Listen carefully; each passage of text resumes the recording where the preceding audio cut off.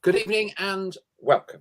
On the day that Colin Slater, Mr. Notts County, ascends to the Meadow Lane pearly gates in the sky, we'll be paying tribute to Colin and a wonderful service, which I know many of you were at today, spanning many generations of players, managers, officials, and fans of Notts County Football Club. But on the pitch is the dichotomy for Notts fans: 6 wins in the league and FA Trophy on the bounce up until 7 days ago. Now a place outside the playoffs, 1 point from 2 trips to Wealdstone and Bromley. Constructive and rational debate, please, on our platform tonight. Do not descend to Notts County mad or rabid Twitter hysteria level, please. I've read from various numpties, and you couldn't make this up, that we should either be extending Ian Burchinall's managerial contract into the next millennium or sacking him in the morning. I think a sense of perspective. Is top spot still attainable? Playoffs, the games in hand, how important are they? How worried are you by our away form, both in the past 2 matches and overall this season? Are you trusting the process or getting a little worried? I'm on the record, have been from day one, anything but promotion this season, and I think, for that matter, any season with Notts in the National League can only ultimately be construed as failure. Your thoughts, please. Let's discuss this and more. Welcome to the show, Chloe. Thanks for having me back, Paul. No, it's good to have you. Wealdstone and Bromley will be coming onto that in a minute. I thought I'd go a bit upmarket tonight and keep on the clothes I was wearing at Colin's funeral at St Mary's Church today. Got the old tie on, got the black suit, white shirt, bit of a traditionalist. I know Colin would have liked this particular colour scheme. David Shorter says, evening, Paul. Good to meet you at Bromley. Thank you for taking time to have a chat. Yes, my pleasure. On the terraces at Bromley. Derek Gill, you need to get back on your blog and push us up the table. Ellie Elvie, evening all. Gary Smithers, in response to my opening comments, worried, he says. Paul Hawksworth, evening, Paul. Ian Burchinall, evening, all. Looking smart, Paul. Scrub up well. Well, we do. I'm afraid when you've been in the football industry, which I have been for a long time, it's amazing how many funerals you end up having to go to. And it's certainly in 3 figures. But I must admit, it was quite weird. First time I put a suit on for quite a while and trying to remember how to do the old proper Windsor knot.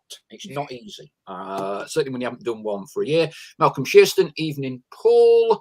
We'll come on to some of the other comments because we're going dealing more specifically with thoughts. Crikey, there's hundreds coming in. Obviously, everyone is here. Apologies, Les couldn't make it. Les Brad tonight. Last time I left him, he's on his 5th San Miguel. Mark Draper. Hang on, I'm trying to remember all these. Tommy Johnson, Brian Horseman were doing well on the drinking school when I left Meadow Lane. Obviously, consummate professional, only had black coffee. There was a great turnout today, I have to say.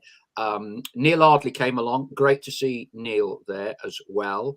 Ian Barraclough, Northern Ireland national manager, had a good chat with Ian. I like Ian. He's a good guy. Of course, it's mini Notts County in the Northern Ireland camp, isn't it? Roy Carroll going full-time, Ian was telling me. Tommy Johnson as well, who was there as well today. Sean Murray was there from previous generations. Don Masson was there. Ray O'Brien was there. Paul Hooks was there. Ian McCulloch was there. And Bob Worthington, who I have to say, having a chat with him, and if you've not seen him for a while, he will be at the Halifax FA Trophy game.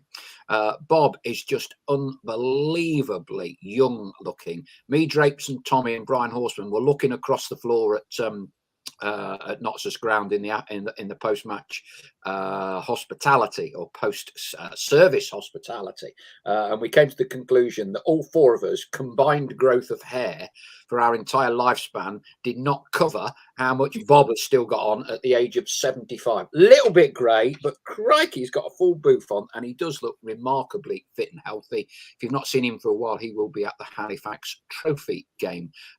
Plenty more others there. Ian Birchinall was obviously there. Caught up with Kyle Cameron and Kyle Wotton, having a coffee outside before we went into the service. Good to speak to those guys. And I think I've probably missed plenty out. Roy Brown as well. Well done to Knots, to Jason Turner, who did an awful lot of the organising for the service. Thought it was a great service, something that Colin would have fully appreciated. Had a quick chat with the owners as well, who had come up from London. So I think we did Colin proud today. Did you catch any of the stream or anything like that, Chloe, yourself? No, unfortunately not. I was driving up to Manchester, so I missed that one. But I'm hoping that they kind of keep it up there. And yeah, I'm sure I'll give it a watch. Yeah, it was, I have to say, it was very, very well done. Okay. Blimey, there's a lot in tonight. Crikey, let's have a look. So, Paul Taylor. Yeah, this was an interesting one, wasn't it? Lee Johnson getting the sack at Sunderland. Crikey, that seems a bit harsh, but yeah. There we go. Paul Taylor says, glad we didn't get Pato back from Sunderland. Now their manager has been sacked. Whether he would have been hauled back, Pato wasn't playing, I believe, which is probably just as well as they let in 6 to Bolton. Pythagorean perspective. Our defence is no way good enough. Too many soft goals conceded. Always fearful over any high ball into our box. Promotion is a long way off. Max Seth. Evening all. Obviously, the last 2 results haven't been good enough if we are serious title contenders, but trust the process, he says. Let's keep going down. You keep sending some money in. Derek Gill, do you think it has something to do with the lack of games, even though Ian Birchinall said it is too? Chris Gosling, it's been a disappointing week, but we have 4 of our next 6 league games at home. That is certainly very helpful, which we need to really make the most of. Royston, tippy-tappy football not working now. Time to rough it up. Stephen Orton, evening to you as well. Matthew Cook, I'm trusting the process. Never expected us to win the league and still don't, but we'll be in the playoffs and all that matters is our form then. Stephen Norton, any players, ex-players or managers? I think I've gone through those, and if I have missed anyone who you saw on the stream, please accept my apologies. Nick Palmer, with the current away form, we are no closer to getting promoted than we were under Ardley. Ian Birchinall, you lucky the suit fitted. Ha! Cheeky son. I had that issue when I started back in the office. LELV, I think it ridiculous that there are fans saying IB should be sacked and to get Slocum out. Let's get behind all our players. There are going to be games we don't win that we should have. Pythagorean, yeah. Did Ian Scanlon turn up? No, he didn't. Last seen somewhere in Thailand, having previously been in the East End of Glasgow. Ian Birchall, I've not heard or seen that talk, Ellie, but that is ridiculous if folks think that. Paul Hawksworth, yes, I was chatting to Paul today, one of our flock. Thanks for your company. I thought 5th, 6th or 7th in August, and think maybe we have all got a little excited. David Shorter, I believe promotion is still on, but we need to get more ugly when in both boxes when it comes to defending set pieces and scoring scrappy goals. Chris Gosling adds, as things stand, I think top spot is a step too far for us. Ultimately, the away form is costing us. Will IB change the way we set up away from home? LELV, I watched the start of the service and finished it earlier, still up there at the minute. David Short, the live stream today was wonderful and highlighted not only Notts' loss, but a Nottinghamshire loss. Pythagorean, no plan B. Wealdstone, Bromley, chances of long boot from the keeper to mix it up. Stephen Orton, we need a Ravenhill Bishop midfield, if only. Gary Smithhurst, champions find a way. We win those last 2 games. Kate Oliver Ramsden, good evening. Was wondering what familiar faces were at Colin's funeral. Just been through a list of those. I'm sure the people will mention those as well shortly. Right, well, that's about 9 minutes 30 seconds of a monologue from me. Chloe, so you were one of the 708 at Bromley and one of the, I'm not quite sure what it was at Wealdstone, 500. So you're probably, I don't know, one of 350 Notts fans that have been to the last 2 games. Me too. So give me your considered thoughts. Now you've probably calmed down a bit after Saturday and Bromley. What's your take now compared to before these 2 away games? I think overly disappointing. I've accepted a long time ago we're not going to win every game, and that wasn't going to happen. It was a case for me going into the 2 games, I think probably optimistic. We was coming off a back of, like you say, 6 winning games, in great form, obviously. Wanted realistically 4 points out of the 2 games. And that was the general consensus after the Wealdstone game, that we still really needed 4 points. Obviously, we'd have all preferred, or maybe even expected, the 3 points to come against Wealdstone out of the 2. We came back from Tuesday with that not have happened. And we go into the Bromley game probably a little less optimistic, but thinking we could really do with at least a point here. And that didn't happen either. So I think we come away from the games disappointed with the results and maybe even the performance slightly. I thought it was a little bit better on Saturday, especially the first 15 minutes. We started off really well, had all the chances, hit the post. Cal was kind of in a one-on-one, if you want to call it, position where had the goalkeeper to beat him, the goalkeeper saved it. We definitely had more chances, I thought, on Saturday compared to what we did on Tuesday. I had said it before that I was a little bit worried about if we didn't concede, were we going to score? And that's kind of what we'd seen on Tuesday. I'm not really sure what the answer is. I don't know whether I'd call it worrying yet. I've had a conversation with quite a few people that it is points dropped, and we all know that. There was at least 1 winnable game out of them 2. Bromley's a difficult place to go, and we all accept that. But I think I'll start worrying in the next few games. Like someone's highlighted, we've got a lot of home games coming up.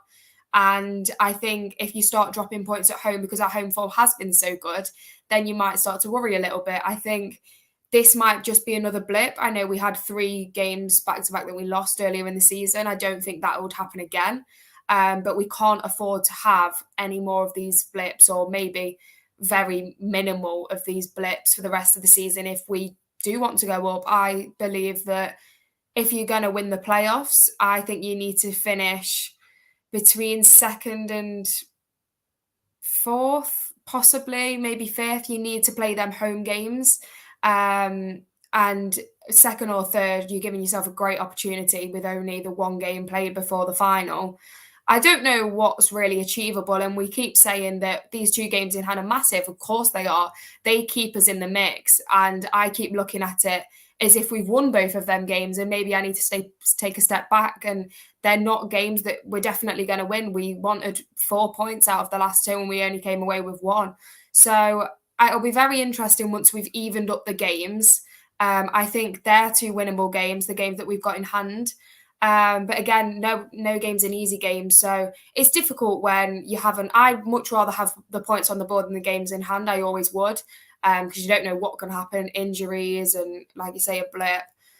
But I think that I don't know what the answer is, to be perfectly honest. I thought it was really positive of Ian, and it's exactly what I'd have done. Maybe not exactly the players, but the way that he changed it. He clearly saw that there was an issue at Bromley, and then changed the formation, which is what I wanted to see. It clearly wasn't working. And to me, Bromley played their game to a T. They played it perfectly. I thought their back 4 were incredible, to be honest, all of them. Didn't really give us many chances, especially after that first 15 minutes. They really set up very well after that. And then, like I say, Ian changed the formation, gave us something different. That didn't seem to click either. And then you can't say that he didn't go for it, because he's then got 3 strikers on the pitch, which, again, is what I'd have done. In my opinion, I was speaking to some people in the stands, and we probably had different opinions, actually. There was a couple of guys standing behind me who were kind of debating. One was saying, why would you put 3 strikers on the pitch? And the other one was going, well, if we'd lose, we may as well lose by 3 and give it a go, which is my opinion. And everyone's going to have a different opinion. But it was very positive from Ian. It didn't kind of rub off, but that to me is a positive, and sacking him is not in my near future hopes at all. I think we've got a great guy, and yeah, we need to just keep pushing and get some home form back, and then try and pick up a few more points away from home. ZO says we have the potential to go up, but lack options up front. Backup forwards, minimal contribution so far. Need type of players that give you, in those enclosed brackets, right to play away from home. Raven, Hill, or Harding type. Ellie LV says it's Ian's trick shop. Everyone's scoring, so he gets no bids. Then start scoring in January or in February when the window is shut for EFL clubs. Ian Birchnell says I was more disappointed at the Wealdstone result. Knew Bromley would be tough. As always, close affairs. Just didn't take our chances, and Bromley did. I guess I was disappointed for kind of differing reasons. With those two away games, I think 95% of us, well, always not play to win every game. I think you would take 4 points from those two games, and to be honest, you could argue a 4-point haul would have been better winning at Bromley and drawing at Wealdstone. I actually thought Wealdstone did all right. I think there's a bit of snobbery from us, the lack of facilities. We spoke about this a little bit last week, but what do you expect from a club that lost its home and ended up playing the equivalent of the Nottinghamshire Senior League? They have experienced an awful lot of promotions to get where they are. I thought as a club they were hospitable, albeit given limited facilities, and I thought that their manager got the most out of that group of players. And if I'm honest, we didn't have that many chances. They could have nicked it. So disappointed on the face of it when you look at a table, but to be honest, a point given when we've watched the 90 minutes and we didn't play is probably not the end of the world. If you don't concede a goal, you don't lose a game, Jimmy Cyril. So my disappointment would have been more looking at the table and say we should beat them, but I thought they played all right. My disappointment really with Bromley is that, again, I think a lot of us are agreed that the teams in the top 7 or 8 are not necessarily going to be dropping masses of points against the teams outside the top 8. Potentially with the relegation places being sorted a month or two before the end of the season, there's not a lot to play for when you're 10th down to 17th. And I think however badly you may or may not play in those sorts of games, I think you've just got to not get beat. That is a 6-point swing, that game in total, when you spin it up, because I don't think Bromley will be that far away. And I think Andy Woodman, who clearly had an offer to talk seriously with Gillingham, and you would have thought would have gone if he'd allowed himself to have those proper talks. He didn't. He stayed put, which would suggest to you he thinks he can do something at Bromley this season. So I think that for me was a bad result. I thought that was a bad result. And I guess Bromley kind of executed their game plan or their strategy, call it what you will, better than we did. And they got the win. The killer, well, I think it was Ian that called it a killer blow, wasn't it? A minute before half time. That really was the icing on the cake after a first half in which you expected us to dominate possession. We always do. But for them to be 1-0 at half time was a bit of a bitter pill to swallow. Question for you, Chloe. People are now starting to analyse that away record a bit more now. We haven't got a lot of points from away from home compared to some of the other clubs. Second half apart at King's Lynn, but we've won the game, so that's fine. We haven't necessarily been dominant from a point of view of taking a game by the scruff of the neck in terms of goals. How seriously do you view our away form? And are you, we use the phrase a lot, trusting the process, or do we need to fine-tune things away from home? I think it is a case of trusting the process, because I trust Ian.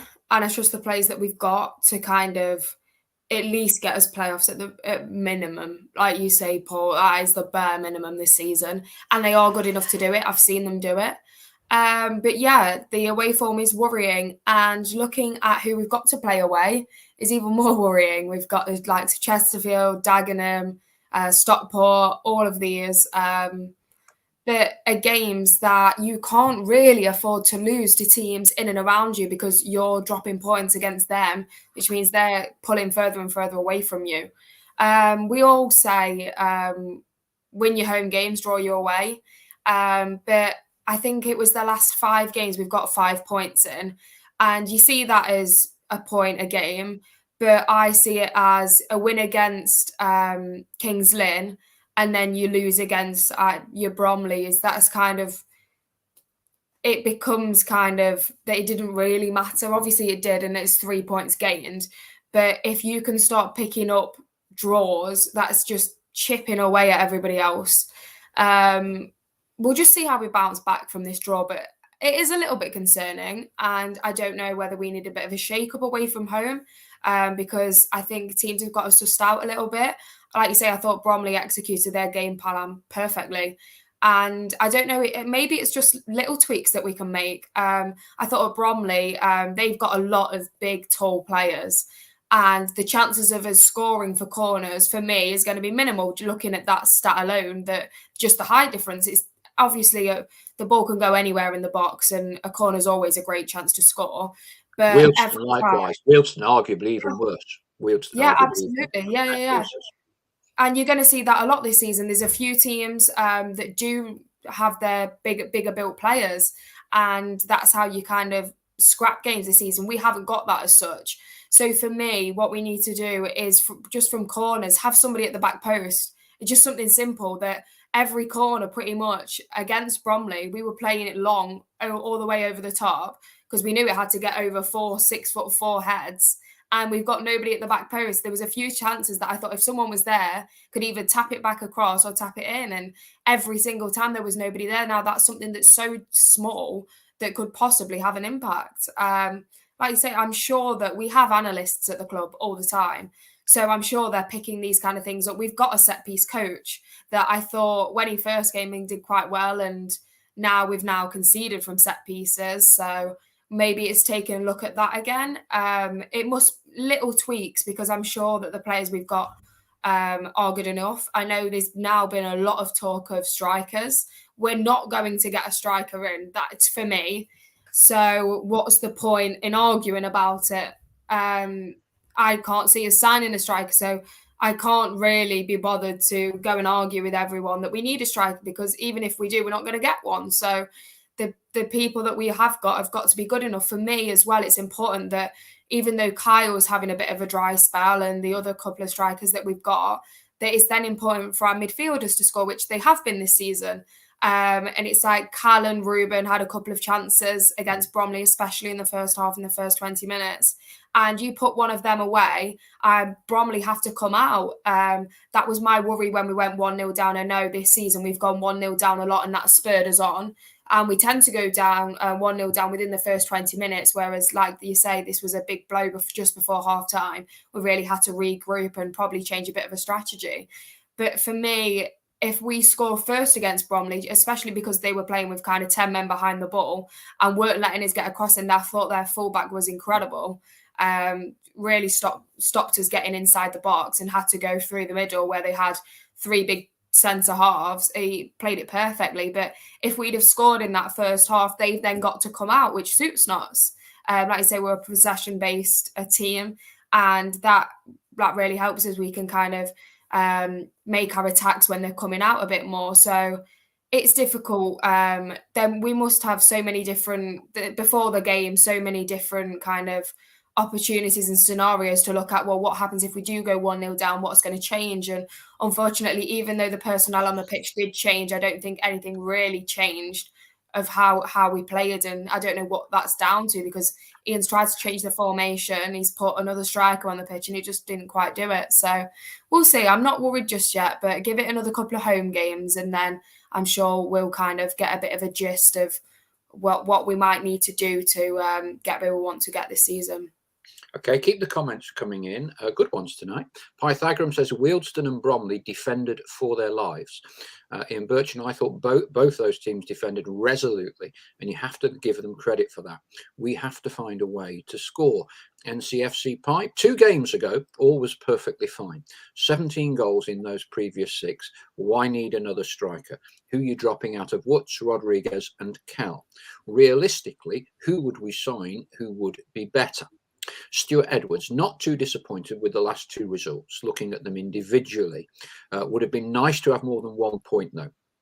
More disappointed for the fans that made the trips. Keith Locke says set up not to concede, better chance of winning. Chris Gosling, I'm sure this is right. I'm not aware of it, but Chris says our away record is worse than it was last season at the same point.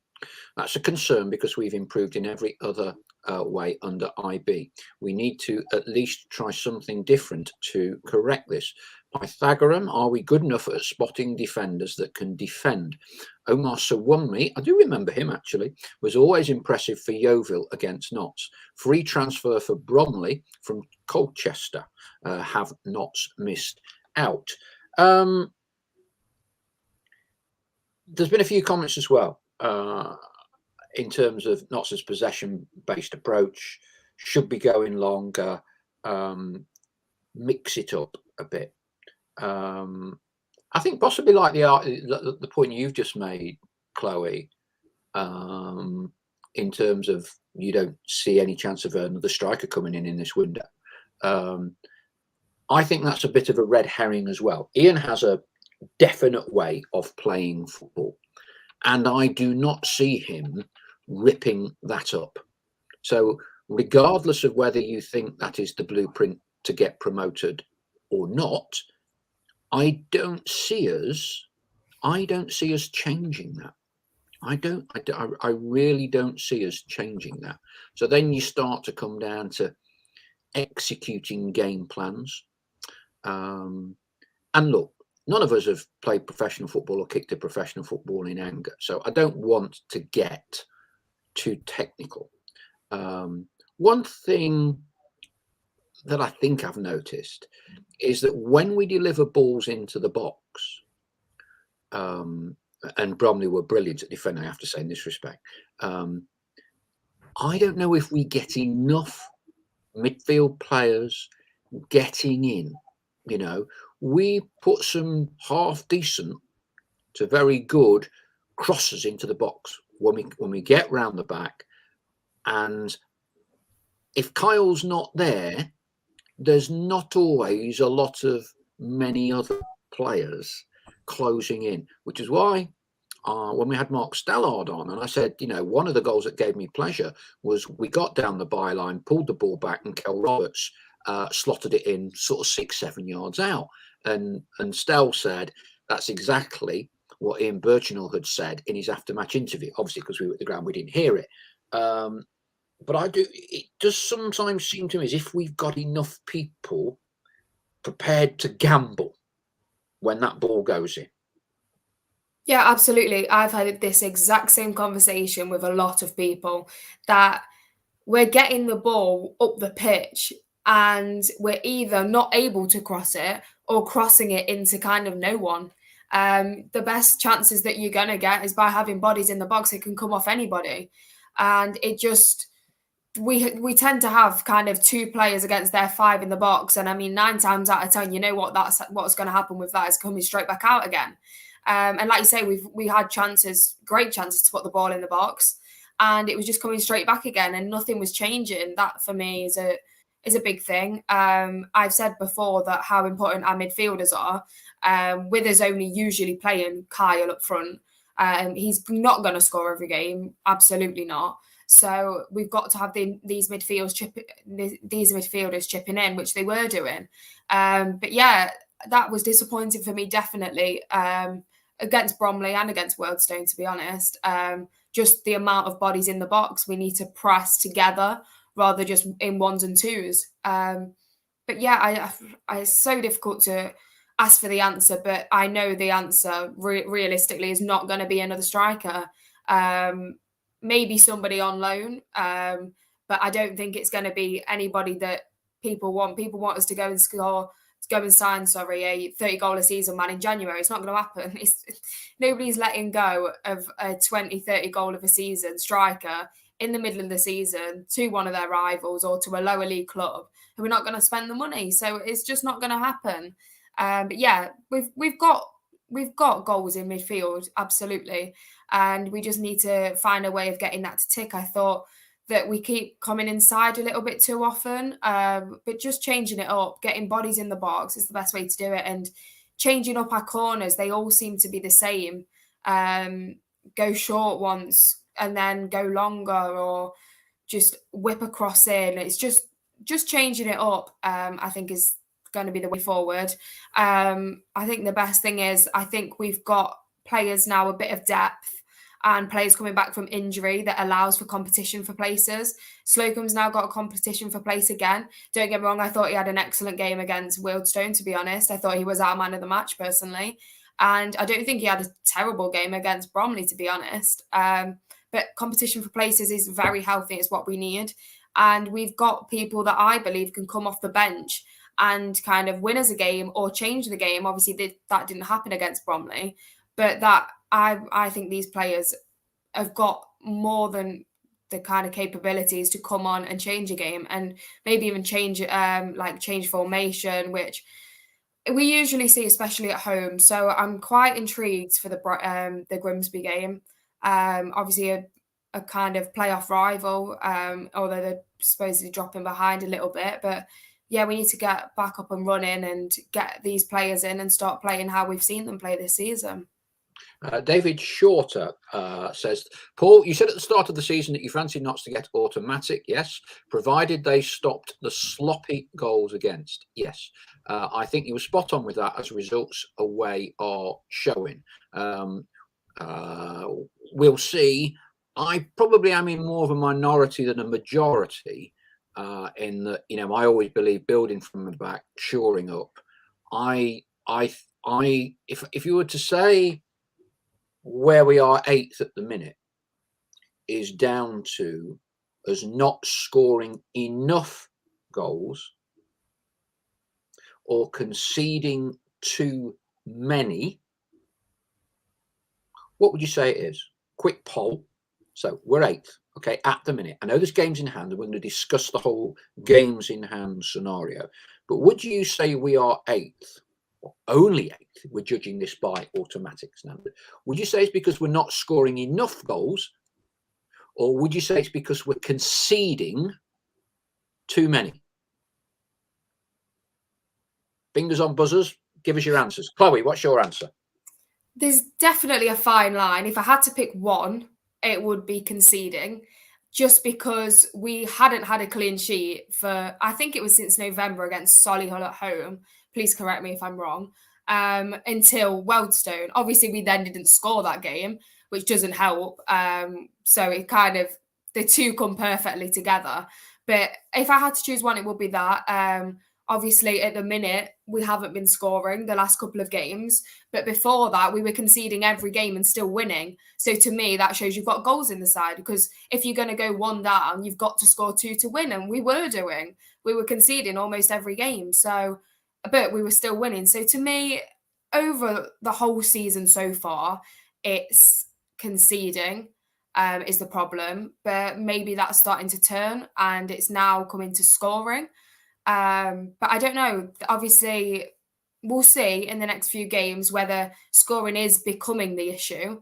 But for me, overall, at the minute, it's conceding. Yeah, definitely. Okay. Glad our flock are on the ball this evening. Here's the view of some of our flock. You know my view. Not enough clean sheets. Old school Jimmy Cyril.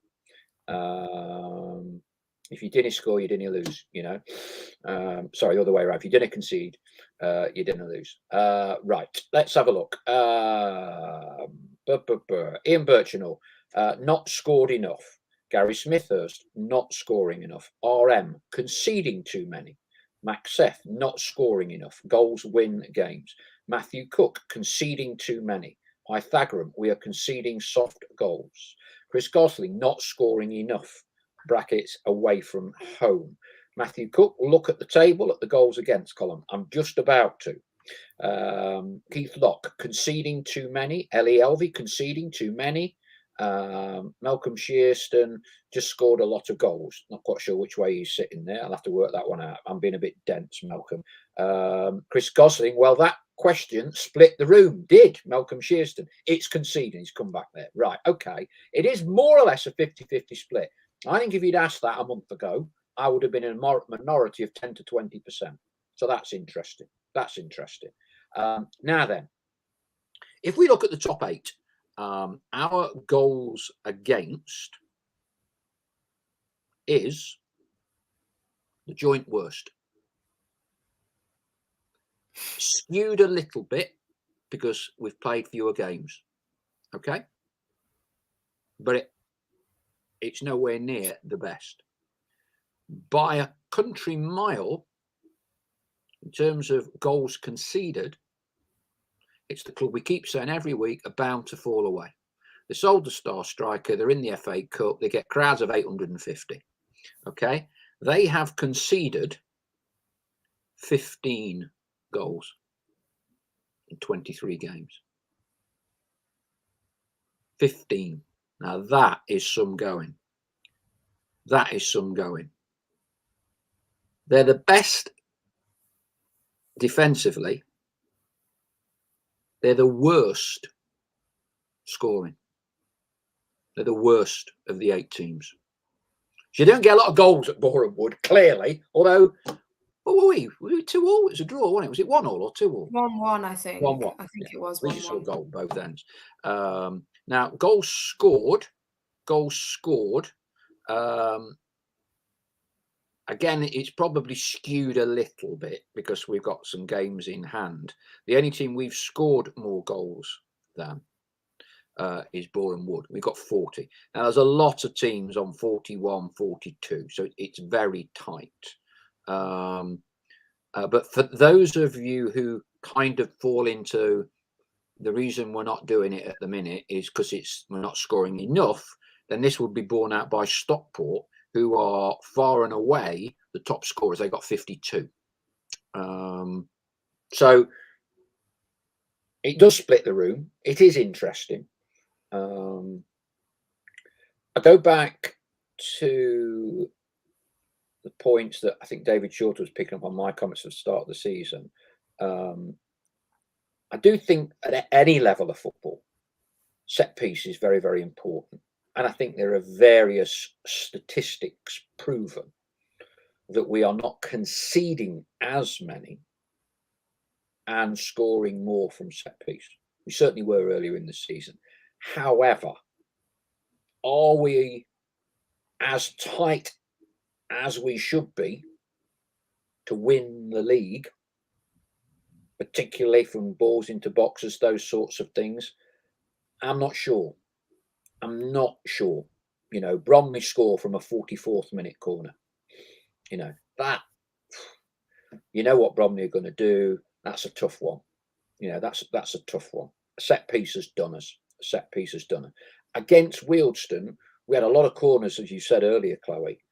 And did you really think we were going to score from one? I think the one that summed that game up was the one right at the end when it went straight out. Yeah. That summed the Wealdstone game up, to be honest. You know, and with people like Kel, who can put a ball on a sixpence, yeah, delivery and other very technically minded players, the delivery should not be a problem. And that's not picking holes with a set piece coach or whatever. But if you were to look at Bromley's goals output and Boreham Wood's goals output from set pieces and defending from set pieces, I'd suggest it's probably better than ours. Clearly, they do not play the expansive possession-based game that we do. But it's conversion to points, isn't it? It's conversion to points that we're all in the business of. ZO, away form problem, goals conceded and lack of goals scored in 6-yard box. Malcolm Shearston should have said we scored 3 against Wrexham, 4 at Kings Lynn, also 4 against Southend. Quite right. Pythagorean, Jamal Fifield at Boreham Wood, superb defender. David Shorter conceding too many. Halifax was a prime example. Halifax comes in again. We're going up there in the not too distant future, albeit only in the trophy. So we're 8th place. 4 home games, 6. I think that's good. I think that's good. We got Grimsby coming up. They've had a terrible. We kind of sparked their downfall with that goal in the 89th minute, Chloe. You went to the game but missed the goal, didn't you? Yeah, you went early. That's the one. We don't get many 89th minute winners. Let's be honest. No, and I missed them. Have we had any other last minute winners this year? I'm trying to throw it out there. Obviously, Grimsby was brilliant. Have we had any other last minute winners? Or how many have we had this season? Because I think that's a part and parcel of, fixings and fittings in football, nicking it in the dying minute. David Shorter, Bromley don't score many, but defensively they are very good. Max Seth, it's interesting to see that when IB was in Scandinavia, he used to set up in a 4-3-3. I don't know. Yeah, it's interesting to see that he's adopted a 5-3-2/3-5-2 approach in the NL. Maybe a 4-3-3 would suit Notts. Pythagorean, goals conceded from corners, balls playing short into the area. No Notts player in the area to block that ball. I think with what we probably all agree on, Chloe, and Malcolm was kind of Shearston was making this point.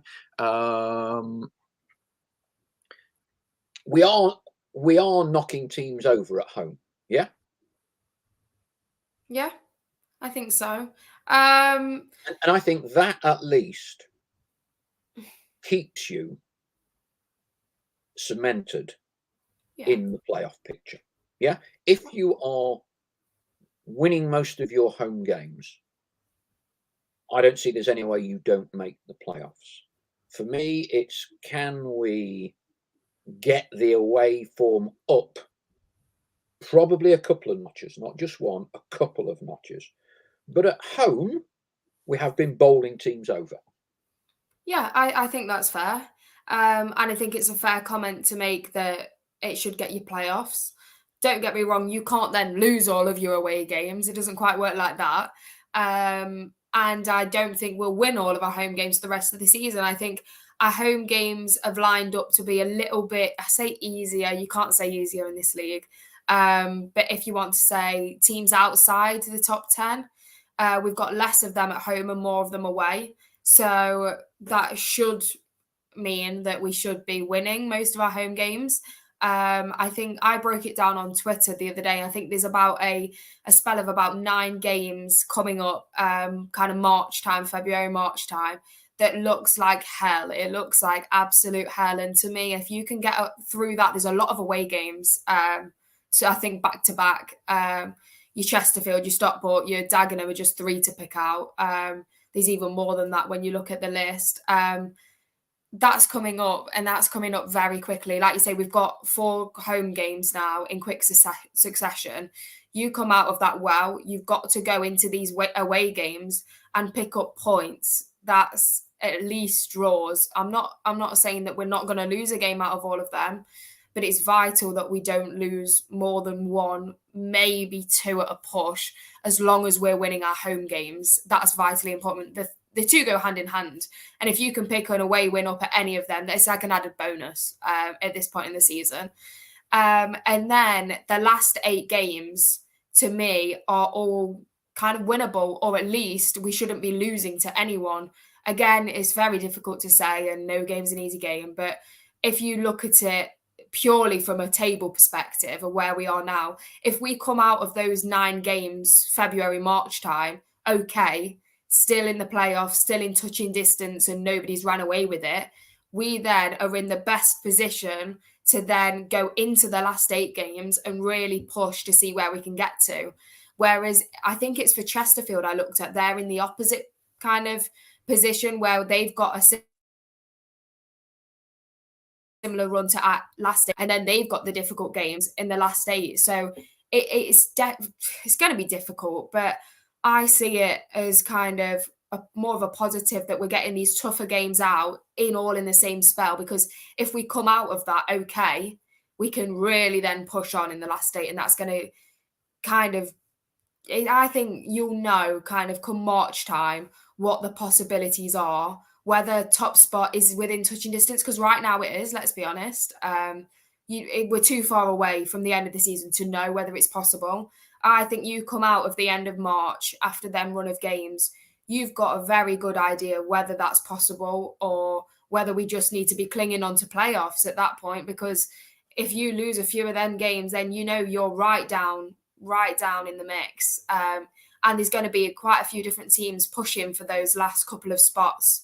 So we don't want to be in that scrap. We want to be securing ourselves playoffs by the end of that March run, comfortably within there, and then in touching distance of those top three spots, I think, coming up to them 8 games. And we're in a great spot. So, yeah, I think we are a little bit too far out now. But you get yourselves that home form that we've got all season long with the games coming up, and you're giving yourself a very good chance. Our friend from London, Ballum, has just joined us. Hello, I see Paul in a suit, must be working on a transfer after the stream. It was Mr. Notts County, a legendary commentator that we have, who passed away a couple of weeks ago. It's his funeral today. So I am wearing black suit, white tie, a 1980, I don't know, about an 89 tie, Ballum. There you go. Obviously black and white. I know sometimes colours abound at funerals now, but given who we are, it's got to be black and white ensemble, hasn't it? So that's why I've stayed in the gear and left some of the others down in hospitality at Meadow Lane. Wrexham, according to Max Seth, have just confirmed the signing of Tom O'Connor. 500,000? Ridiculous money. It's a lot for a comedian, isn't it? Hey, crikey. Chris Gosling, bloody hell, Max, they love chucking money at Parkinson. Derek Gill, good job we haven't got that spending cap in yet. Pythagorean, despite the money, Wrexham not so great defensively. We put a few past them, didn't we, at Manor Lane, like us. I must admit I've not seen that. I am sure that is absolutely right. I don't know whether it's irony or not, where very few of us would expect us to sign a striker. And I only had the briefest of conversations with the Reach brothers today, and they certainly ain't going to be telling me their transfer plans. But I guess there's an irony. Wrexham clearly subscribe to a view, bang the goals in to get out of this division rather than worry so much defensively. That's some strike force and some expense. You know, you're nudging 800,000 for 2 strikers, £1 million on their strike force. Yeah, for me personally, I can't see them going up. There's a lot of good teams, and they might. Do you know what I mean? It's kind of take your pick at the minute. And I think that, don't get me wrong, our top priority is going up, but we certainly haven't chucked that money at our team, nowhere near it. So I think it would be very interesting if they don't go up this season with the amount of money they've spent. They're just chucking money at it, and so far for me, it's not paid off. For the amount of money they spent, they should be fighting it up there, and I'm talking top 2 with the money they've spent. Don't get me wrong, I know a lot of other teams have spent a similar amount, obviously a little bit less, but chucking money at it, and it's not working the way they should have. I think if Notts were in that position and we've chucked that much money at them, I would certainly expect us to be in the top 2, hope maybe even running away with it, and they're not even close to doing that. So I'm glad we're not in that position, to be totally honest, and we're doing just as well, if not better, given our games in hand, if we win them, than what they are. So I would prefer to be in our position than theirs and chucking money at it and not going the way they want it to. Yeah, I do. I've always subscribed to the view. Football is a team sport, the sum of all the parts. It's not about having the best elite level players. You know, a group of individuals will not win you anything in a team sport like football. A cohesive unit of players that doesn't necessarily have stars can win you things. And I think if you look at Dave Challoner at Stockport went down that big cash route with Madden previous season. Rooney came to us and were poor and sacked the manager. And I don't think it's a case that they've given Parkinson a load of money or anything, Challoner a load of money or anything like that.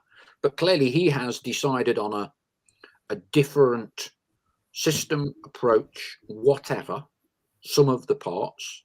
And as I was just about to say, Max Seth's beaten me to it. He has allowed John Rooney, who many would say, oh yeah, brilliant, going to get you up, he's allowed him to rejoin Barrow. So clearly Dave Challoner's view is that one of the stars is not the way to go for what he wants to do. And clearly with the amount of results he's had, he's calling the shots. You know, he's calling the shots. So I think that's quite interesting. Whereas at the minute, Wrexham seem to be going down that route of get that one, get this one, get that one. And I was just reading, I think it was Ian Birchnell. Yeah, I would think there is a huge amount of pressure. I guess there is on all bigger clubs chasing promotion. A huge amount of pressure on Phil Parkinson, who's not necessarily universally popular there. Having said that, although we've often said, you know, Wrexham poor, not done anything, they're still in the mix, right? They are still well and truly in the mix. We'll see. Was it you who worked out, and we've not mentioned Chesterfield tonight, was it you who told me they've managed streetwise that they are? Is it March? They've got something like 6 consecutive home games. Yeah, it was that you sent me. Yeah, it was me that sent it. I can't remember who they've got and what games they are and how many it was, but it was certainly 4, 5, 6. On the bounce. Yeah. Yeah. I don't know whether since they've got any rearranged, but when I certainly sent it to you, they were all home games. Obviously, we've all got to play away at some point, but yeah, it was incredible. At the time that I did send it to you, that many home games, it's incredible. Back to back as well. At that point in the season, if you could ask for anything, I think it'd be that. Yeah, Max Seth. All we need now is Shimanga to leave Chesterfield. I don't care where he goes as long as he leaves Chesterfield. Neil Woodison. I don't think we have the mettle to go up through the playoffs. Chris Gosling. Challoner knows what this league is about. Obviously, he's done it once at Hartlepool. Parkinson has no idea. Chris Gosling, Shimanga, probably end up at Wrexham. That'd be some strike force, wouldn't it? Crikey, that would be some strike force. Okay, 52 minutes gone. Not too much longer now for us all. It's been a long day. I put a shift in today with all this other stuff I've been doing. Not used to that. There's been a lot of debate about games in hand, hasn't there? And before these 2 that we've just had, we've got 1 point from, everyone has kind of just added 6 points. We're only 2 points off top. We go top if we win this.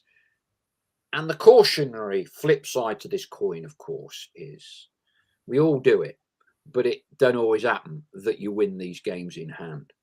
Even winning the games in hand doesn't put us in pole position. A cautionary tale here is that Boreham Wood are 7 points above us. 7. You know, that's 3 games. It's 3 games. Now, look, clearly these things can change very, very easily. And another thing I want to talk to you about is that a lot of our supporters come out with a lot of reasons why. It's 8th, but it's not really 8th. It's only because of COVID. It's only because we've not played many games. It's only because our fixture schedule has been disrupted more than anyone else's. Now, sorry to be, doomsday merchant here. I think every single club can come up with a reason as to why they should be better off and why they're slump. And Stockport will be saying, if we'd had Challoner from the start of the season, or Challoner 4 games early, we'd have won the league by now. Everyone can come in. Chesterfield will be saying, well, if James Rowe hadn't done what he'd done, and nobody knows what it is, despite all the really ridiculous stuff coming out on Twitter, nobody knows, least of all people on Twitter. Everyone can point to things. But when I was talking with the 2 Kyles today at the funeral, Kyle Cameron made a point to me. He said, we've had a brilliant run. He said, 6 on spin.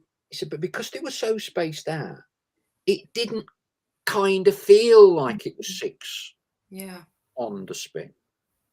And the other point, and I asked the players for their view on this, and this is important because we're clearly going to be going into a cycle of 2 games a week. Yeah. Every other footballer that I've ever associated with always say, I'd rather play 2 games a week than 1 game a week and train. Yeah. The levels of intensity in the modern game are significantly higher. Training is a lot harder. The physical element of the game, physical fitness. I sort of said, are you still of a mentality that you want to play 2 games a week, or is the new breed, new groom, 1 game a week and 4 or 5 training sessions? And clearly I suspect the manager will be saying 1. Ian's a very technical coach. Players said to me, rather play 2 games. So I'm going to be very interested. And Carl said, you can then build up momentum, winning games 2 a week. He said, but just the little challenge we've had is we have put a very good run together, but it's always felt a bit stop-start.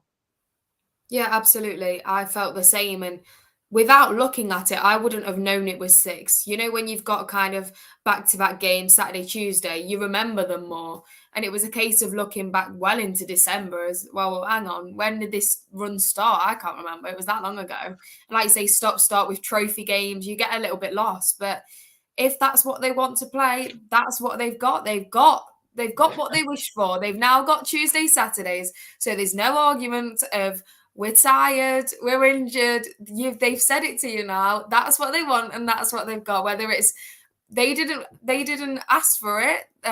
Obviously, we've got a abundance of reasons why we've come to this Saturday, Tuesday. But if that's what they want, then great. It should help us, and especially if you can get a run going. I completely agree. That goes in. The Tuesday goes into the Saturday game, that goes into the Tuesday game. Training becomes easier because you've just won. You're in high spirits and you know what you need to do for the next game. So it could help us. I think a few of these things that you're kind of saying, these excuses that some people make, I think it's more that not that maybe we should have got better results. I think it's more hits home as a fan and you feel more defeated. Like, the biggest one for me this season is, and I don't know whether it would have helped us being played on a Saturday, but I think it's something like 7 out of the top 10 we've played away on a Tuesday or a Monday night. And that's something as a fan that I know we'd get, because we have such a good following away, so many more numbers. Don't get me wrong, we travel well on a Tuesday, on a Monday, on a Friday, on a Saturday, wherever we go. But you do get them extra few fans on, if it is a Saturday, especially a big away game.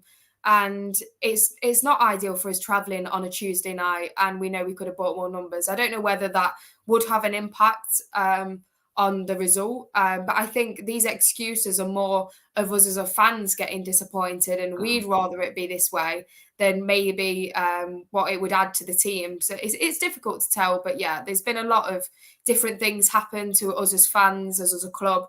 But like you say, every other club is pretty much in the same position. They've had a number of things that they can also say this season. So we've just got to do beat who we've got in front of us. We've now got to play Saturday, Tuesday, and that's what the players want. So it might not be a bad thing overall. And if it does help us get some momentum going, then great. It might play in our favour. And especially with, we talked about this last time with Rowe. it might be a blessing in disguise that Chesterfield game never got played. I know we was all gutted at the time, and then we was talking in the ticket office the other day. It feels such a long time ago we were selling those Chesterfield tickets, and we're still selling them now because it didn't get rearranged for so long. We can't believe we're still sorting them out because it's been that long. But it might be a blessing in disguise that we've got to play them twice, because we could even do the double, or we could get a draw and a win out of it just because of what's going on. So don't get me wrong, we've had the bad times this season, but we've also had a few things go in our favour, so we can't complain. Take the light with the dark and vice versa. Always a silver lining. Yeah, look, and none of the players or the management have complained about these things. You are absolutely. quite right to point out these are kind of frustrations or whatever as fans. Yeah. Now then, before we go, we've got about 2 minutes. Now, our Magpie Circle flock are normally hot off the mark. I cannot believe Pythagorean has not come back, which suggests to me this hasn't happened very often or at all. How many last-minute goals have we scored this season other than Wrexham? No one's offered me anything yet. I can't think of any. You know, I don't even mind if it's like 85th minute winner. I cannot think of games where we have won in the dying minutes. And of course, that situation is exacerbated by Chesterfield. Taylor pointing out Chesterfield were poor on Saturday. Great winning goal got them out of it. So does anyone know, Pythagorean, you know, when was, other than Grimsby, when did we get a late winner this season? The board is still remarkably quiet, but they're obviously all thumbing through games, aren't they? And I'll let you do it. NCFC Pie says Wrexham adding more pressure to themselves with the signings. Could go either way. Hopefully the wrong way for them and the right way for us. Chris Gosling, points on the boards always. Last week, with our games in hand and we won, we would have gone top. Now it's to go fifth. Kind of puts it into perspective a little bit. But equally, these things can change very, very quickly. That's the positive to it. Paul Taylor, we should have got Mark Ellis on loan. Neil Ardley snapped him up. Ian Birchnell, who would you have dropped to get Ellis in the team? Paul Taylor. Paul Taylor says squad player.